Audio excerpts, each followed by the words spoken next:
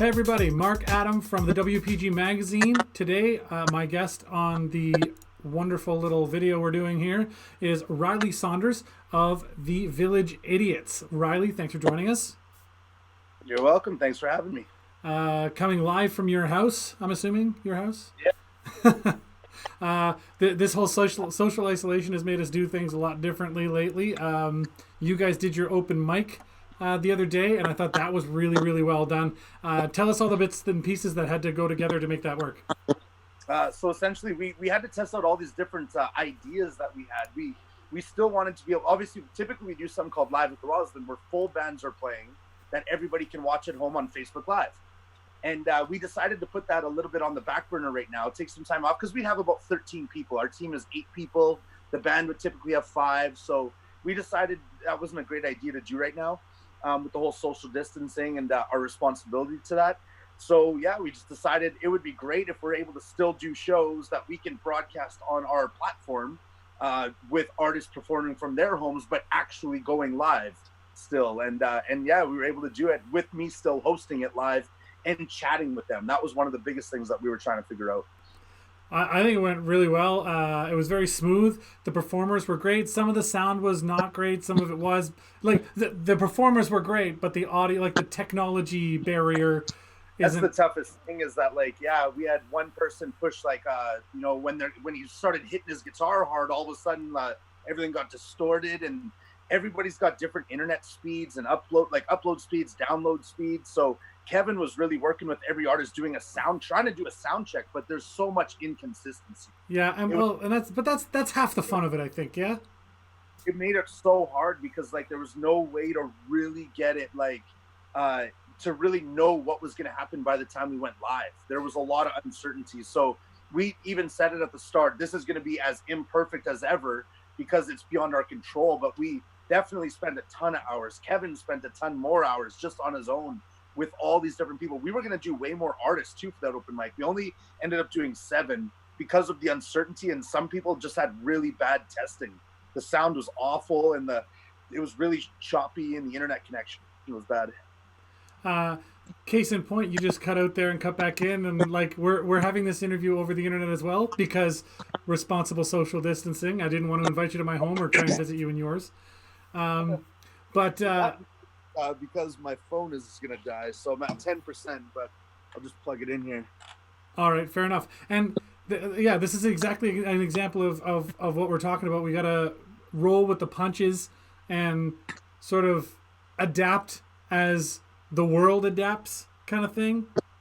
Yeah, exactly. So I really enjoyed that. You guys are used to a lot more control of your sound and a lot higher quality of the recording and all that. So it would be a challenge, I would imagine, trying to do something on faith that the technology will just work. Yeah, and I mean, technology never works out that way. It's definitely the one thing that we noticed is we've done so much testing, like hundreds upon hundreds of hours of testing for everything we do. So before we actually do it, we've already went and tried so many different things, trying to perfect it as much as we can. So the product that we actually come up with is a ton of hours of blood, sweat, and tears. And we've made every mistake there is in the world. Like when we first started doing Facebook Live stuff, we had no idea what we were doing. Nobody did. Nobody was doing it. This was 4 years ago now. So it's cool to see everybody else jumping on it now. But we're definitely noticing it in all these videos we watch. Very choppy sometimes, out of sync. And we dealt with all that stuff. Like, it's just, we're like reliving it in our minds right now. Going back through the horrors of the beginnings of time. All the technology is so imperfect. Like, it just is. Your internet signal could just cut out and be like broadcast interrupted. One time you test, it'll be perfectly in sync. And then you click go live and it will be out of sync. And it will be choppy. You'll have no idea why. It's the inconsistency of the technology is the thing that it's those little nuances that really just are hard to really figure out. Yeah, unless you really spend the money to have that perfect live stream. And you we'd be talking like $50,000 or $100,000 of equipment to get like perfect. Like what broadcasters are using, like CTV and CBC and all them. But like you can't really, like we like a couple of years ago tested out of all the softwares out there. all the software. It'd be like $1,000 for this, $1,500 for this one. And we would do the demo and we would go through our rigorous testing, and the software would still fail it. So unless you have, yeah, but like you could buy a high-end computer with a really great CPU, and that is the way to spend the money. And that super expensive internet, you know, we used to have the cheap internet, then we had to buy the expensive one. And yeah, it's definitely it's definitely tough to deal with the technological side of things. Yeah, I mean, there's all kinds of things to try and balance, and of course, live at the Roslyn and the live streaming thing is kind of what everybody's talking about right now, but it's not all you guys do. You guys do a lot of other stuff. Um, can is there a way that you can, like, do you have like an elevator pitch for people where you're like, so the Village Idiots, here's what we do, da da da da da. Well, usually the elevator pitch is like, we're the Village Idiots, and then everyone's like, this is just a joke. They don't take us seriously. No, I'm just kidding. I mean, really, it's really hard to do elevator pitches in general, because what we've been talking about with Facebook Live events, like legit, everyone's doing them right now. We've been doing them for 4 years. Mm-hmm. And everybody, it's so foreign to everybody. Like, they just have no clue what that means or what that is. We'd be like, well, it's very easy. You used to watch much music, and you used to watch bands play live on TV. Now we're just using Facebook as our media source. So it's not television, not radio, it's social media. And everybody has it. It's free. You just click play on the video. We would make Facebook events. We would, we make Facebook events. So we still promote it like it's an event at any venue except Facebook. And my living room is essentially the venue. And we also so the Facebook pitch a lot of the time centers around, I just simply say, we're music promoters and producers here in Winnipeg. And, you know, we are fortunate to have great success on a web series we created called Live at the Roslyn, where you can watch bands play full sets from the comfort of your own home without having to spend a penny at your own convenience. You also, you guys host Sonic's Open Mic on Tuesdays. Yeah. How did you take over that? How did that start? Well, I love going to open mics. So everything that we do is because we're mega fans. We're fans first and foremost. We're music fans. We never expected it to be a business or anything like that. We were just like, we love music. And so we just want to do fun stuff around musicians and help out. And when it came down to open mic, we were always hanging out at Jekyll and Hyde's. And they had, like, you go to open mics sometimes. Well, actually, sorry, it started at Wee Johnny's. Wee Johnny's would have an open mic. And Jamie Buckborough, Kevin Hogg, Bobby DeJarlis, those guys hosted at different times and everything. And we used to go there every week. And then Jamie Buckborough took it over, and he was the weekly guy. And we met, like, we loved it. I love going to these open mics. I would be there every single week. To me, it's so fun seeing all these artists perform songs acoustically. And I'll be like, wow, there's so many amazing, like, talents around. Then when we then we're in Osborne Village here, and we thought, we got to start an open mic because Wee Johnny's ended. And we're like, we just got to start one. And we were always going to Jekyll and Hyde's. And I just talked to the manager there and talked them into doing an open mic. We chose a day because the one they had was always failing. It was just not popular. Not a lot of people there. So we chose the day. I was like, and then you got to get Kevin Hogg doing it. And we got Kevin Hogg to just host the open mic at Jekyll and Hyde's. And we weren't even making a penny or anything. We just set it up at Jekyll and Hyde's to do it. And then we're like, hey, sweet, this is where we're going to be every Tuesday. And then we started promoting it. They started giving us a bar tab because we were bringing so many people out and promoting it. And then from there, Jekyll and Hyde's closed. Yeah, I actually worked at Jekyll and Hyde's. That was my first job in the city when I moved here. Oh yeah, right. Yeah, and it closed. It just closed. And then we were like, you know what? We weren't even being paid to do that open mic. Let's just go and shop this around and choose a venue and create exactly what we want out of this open mic. So we were able to, then we found Sonic's, and we thought it was a cool venue in the Osborne Strip. And we just went to the owner and just kind of said, hey, we're the Village Idiots. We do an open mic and we use your venue. And the rest is history. Now we've been doing it there for like a year and a half, almost 2 years, something like that. And we have a new artist every single week that we're featuring that hosts the event. And it's a really great way of meeting new people and just enjoying that open mic acoustic atmosphere I've always loved so much. That's awesome. As an open micer, that's how I got my start, and I absolutely love it. And I always get excited when I see open mics starting up that are doing well. And you guys have been doing well. And it's hard to do an open mic and be successful at it because, you know, a lot of guys are too shy, or the quality of music is not necessarily at your control, which is kind of, I think, the charm of it. But not everybody gets that, and but you guys went beyond that. Even you have the open mic you do at Folk Fest, and you actually took over an entire festival. So how did that evolve from like, hey, let's stream some music out of my living room to now we run a festival? Well, one of the biggest things that we've always focused on, it's really karma is a beautiful thing. Law of attraction, you attract the certain people that you want in your life. Karma, you're a positive person, so you get positivity back in your life. We focus on being good people. At the end of the day, we're completely imperfect individuals. However, we reflect on our days, and we try to be good people in our community. We have great interactions with people. Mm-hmm. We focus so much on that for 4 years. If you are that type of a person that is able to do that mentally on a daily basis, you build relationships. You build positive relationships with people, and opportunities just come out of nowhere. And you position yourself for those opportunities again through that law of attraction, and that's just what happened.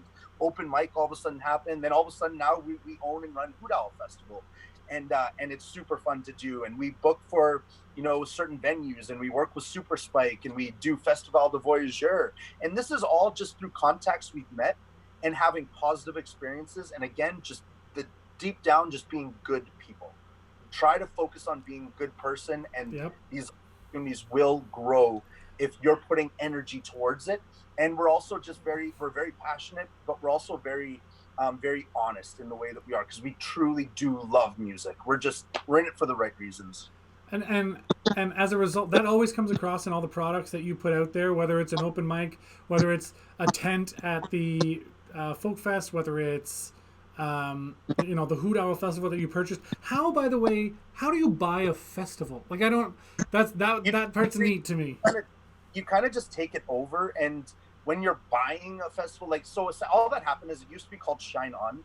Then the person who ran Shine On moved away to BC. But it's on a private plot of land where it's an old man, Al, who lives out there, beautiful old man, and he gets to have all these kids there once a year having an event, and he has a stage there. And really, when that person, they were like, hey, this is the last year of Shine On. Somebody named Lisa Mills took over, but had never run anything before in her life. And the first year of Hoot Owl Festival didn't go so good. It was really fun and everything, but they lost a bunch. They weren't able to make any money. I think they lost a bunch of money, So then we got involved. We were already helping out, trying to, recover that first year, late in the game. And then it went decent. It was a really fun weekend. We saw the value in it, and we just said, hey, you know what? We're in. If you'd like to have us. And Lisa definitely wanted to. So Kevin, myself, and Lisa are the three people that run the festival. So, and then therefore we technically own the festival. But I mean, really, owning it just means you run it. You're responsible for it. So if it loses money, you lose money. Yeah. If it's money, then you make money. That's essentially what it means. We kind of just took it over, and the people there kind of are the ones who own that festival. It's a really beautiful festival with beautiful people. Everyone has ownership of it for sure. The festival culture in this province is quite wonderful. There's a few festivals I make sure I never miss every year, and it's because the way that they treat the festival goers, I find, is it's great, and the atmosphere is wonderful, and you go with just as many friends as you can bring along with you, and you go out, and like you said, you're there for the love of the music and the passion for it, and it just turns into a wonderful event. So yeah, totally. But you guys have some events that you do more live at the Roslyn, but obviously everything's pushed back because of COVID. Yeah. When are you hoping to be able to start doing actual shows again live at the Roslyn? Well, we're hoping to yesterday. So it's all beyond our control. So, I mean, we're hoping to right now, this exact moment, we want to get back to life, and we want to get back to doing what we're doing. But it's completely beyond our control. So, yeah, everything when it comes down to festivals, even Winnipeg Folk Fest right now. I mean, Winnipeg Folk Fest is 3 months and a week away. So logically, I don't know if that's going to be happening. I'm very nervous about that, to be honest. With diehard Folk Fester, that's my life. I love Folk Fest. So I look forward to that every year. I go out for the full 5 nights. And but all their bands are from out of town. They're all international. They all have to travel. In the next 3 months, are your sponsors in? I don't know what's happening, but it's got to be tough trying to figure that stuff out for them. The logistics have to be a nightmare. Yeah, Hoot Owl Festival is a month and a half after that, but it's primarily local bands and it's way smaller. So I don't know. We're still thinking we're going ahead and we're just playing with it as it goes.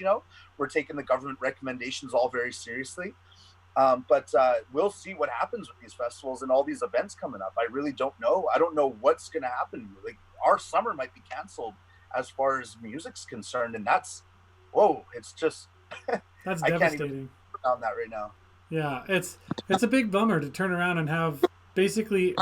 I look forward to these festivals every year. Like this is what I look forward to as a musician and as a guy who loves music and loving events like that. It's what I look forward to every year, and it might be like, oh, well, I guess this year is canceled. Well, what's crazy for me is that with my life, I'm very fortunate where this is what I do, and I've been able to get myself to this point in my life through working hard at other things like for the last 10 years, 15 years, and but now my life 4-5 nights a week, sometimes 6 or 7 nights a week, going out and taking in live music, whether it be live at the Roslyn and Sonics are 2 days per week guaranteed. Plus I'm going out all those other nights like for live music. And when I used to play the Thursday night at the Cavern, the jam night, and you used to be there. Jam night on Thursdays. I mean, there's always great shows on Thursdays. At times change, whether we're doing shows at a venue somewhere, then it's Friday and Saturday. There's always shows, and I can't think of anything I'd want to do more than be at these shows. So now it's interesting because we all have to, dig down deep and find out who we are in times like these, and that's a very interesting thing. Yeah, there's a lot of introspection happening. Within oneself and within one's home. Like I've got, you're looking at spending extra time with your kid. Like, do I really like this kid? I guess I do. Yeah. But it's fun to figure out who you are as a person and who you are as a family, and you're kind of forced to right now. Yeah, and I think a lot of the time there's workaholics out there. They don't I think people are going to get to know their kids better. I think you're going to get to know your significant other better. It could actually mean that more people will break up coming out of this, or it means that they might fall more in love out of this. Yeah, it's like I've been in quarantine for a week. I did not know my wife likes pineapple on pizza. What the? Like, you know what? It's like an opportunity to get up, go through their daily routine, go to work, come home, and you're with your family for limited amounts of time. That might be a good thing or a bad thing. It's really tough to tell. There's too much of anything in life. You could be around somebody too much where you drive yourselves crazy, drive each other crazy. But a lot of times people always talk about how they don't have enough time for things, and now it's interesting. You have nothing but time. You have time for hobbies. Did you ever want to play guitar? Did you ever want to take vocal lessons? Like, interestingly enough, right now, people have time to do this stuff. The question is, are they going to take the world up or the universe up on this offer where this may never happen again, or it might happen again? But right now we can get to know our significant others. We can get to know our kids. We can spend quality time with people. We can learn a new hobby and get 8 to 10 hours of sleep per night, Like, I think that's the biggest adjustment for me is like all the extra sleep I'm getting. Also, like to your point, this whole project, the reason I'm interviewing you is for this project, the WPG magazine, an events listings, previews, and reviews like magazine online for Winnipeg, specifically for Winnipeg. And I would not have had the time to do it if I wasn't laid off of work because of COVID-19. And so my EI, when it kicks in, basically the government's going to be paying me to build this project, is the way I'm looking at it. Yeah, totally. And it's a very interesting thing, like you can look at things in a negative light, which is very easy. We're all doing it's negative. There's negativity everywhere. But now we can't control that. We can only focus on our circle of influence and the things that we can control. So the question is, when something like this presents itself, who are we going to become? our true self will start to shine and come out in a time like this, and we'll learn a lot about ourselves and the world around us when you take away the stresses of, like, I mean, yeah, there's stresses. Can I pay my rent? Everything. Yep. Everybody, government's doing their best to say, you know what, we're going to give you money so you can still pay those bills and everything. So now it's like, okay, well, they're going to give you money to pay your bills. You got nothing but time. Like, what do you want to do? Do you want to eat well? Do you want to exercise? Mm-hmm. Do you want to do a hobby? For me, I've been filming music videos because I actually don't do any of the filming, right? I'm around amazing professionals that do all the filming and the videography work. And I've always wanted to do it. I do a little bit of editing, but now I've been making music videos with my roommates and then editing into videos that I'm just practicing. And it will take me a few hours, but it will be so fun. And I'll be like, a few hours goes by and I'm trying something new. And I'm learning the reward at the end. You're learning a skill where the result is the reward of the skill. Yeah. And I'm successful in my day when I accomplish something. The other day we accomplished doing the open mic. Many other days we had accomplished practicing, testing, trying it out. Like, you get little wins here and there, and it's very interesting. Like, there's a lot of positivity that can come through positive thought, and just trying new things, and just seeing like an opportunity. Don't look at this like it's a negative. See this as an opportunity in your life. You can literally be learning right now. You could have textbooks. You could be doing webinars. There's tons of education you could be gaining right now. So when this ends, your life can go on a completely different trajectory. I notice right now, and it's natural, I think a lot of stuff is just being shut down in general. Like, you know, people aren't planning for the future right now because you don't know where to plan.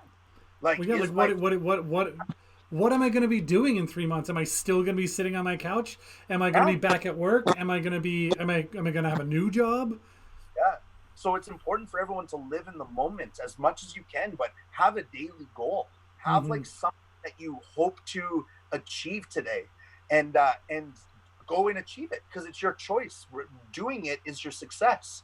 You're problem solving, you're learning, you're growing. We have the internet at our fingertips. We have all the answers in the world, pretty much. How to do this, just Google it and you'll learn it, and just do it, and you'll be like, wow, I just succeeded doing something. I made a music video. I never thought in my life I would do that. We're also writing songs. Like, so our roommates here, three of us, we're writing songs, but we're each taking a turn writing a line each. So we each have 3 songs. They're taped up on the walls, and each of us are writing each other's song for us by going line by line. So 3 of us doing that. So we're writing 3 songs on the walls. It's going to take 2 days to write 3 songs, and then we're going to each apply music to the songs that we wrote each other. So, you know, there's a lot of fun little things to do, and that's a cool project. Yeah, I honestly, this is a thing that I've been talking about and thinking about for the last year. The idea just came into my head. It would be cool to do this, and we just never did it. And then this happens, and I said, you know what? I just pulled the paper out, taped it up on the wall, and I wrote my first line. Morgan wrote her first line. Kevin wrote his first line, and then we've just continued doing it. We're like, what else do we got to do? Might as well just do stuff like this. No, that's a great creative outlet. It's going to end up with, again, a reward at the end is the song that you'll have created, and it feeds the world art, which is what the world needs right now more than anything, other than good healthcare. And for us personally, you just want to be, again, you want to be creating something. You want to be doing something. You don't want to be doing nothing. So the question is, what do you choose to do with your time? Now that time seems like there's an abundance of it. Yeah. Every question always has been, is what do you do with your time when time is scarce? And we're on another level. Like, you'd never think this would ever happen, because the world never shuts down. But right now, the world is literally shutting down. And it's very interesting. It's very interesting. Like, it's going to be very interesting to see what happens as time rolls by. There's going to be a lot of negatives and probably some positives too. And who knows? Well, I'm hoping that I'm creating something positive. I know you guys are, because I see the results of it. People, when I tuned into your live stream, there was like 70 something people watching all at once. And that was just like a random evening at home. You know what I mean? Like, it's wonderful to see that you guys already have a following. You're doing things the right way with a creativity, passion, and love, and I commend you, and that's why I wanted to talk to you about what you're doing and talk to you how you guys are adapting and coping, but also really just to sort of feature what it is that you are doing for Winnipeg as a whole. Right on, man. I appreciate it. So I appreciate you joining me very much, and we'll be chatting again soon, I'm sure. And whenever you guys have events, we'll be pushing it for you on our side as well. So we're rooting for your success, I gotta say. So thank you so much. Appreciate it. All right, thanks for joining me, Rylie Saunders, everybody of the Village Idiots, and we'll see you next time. For sure. See you later. Thanks, everyone.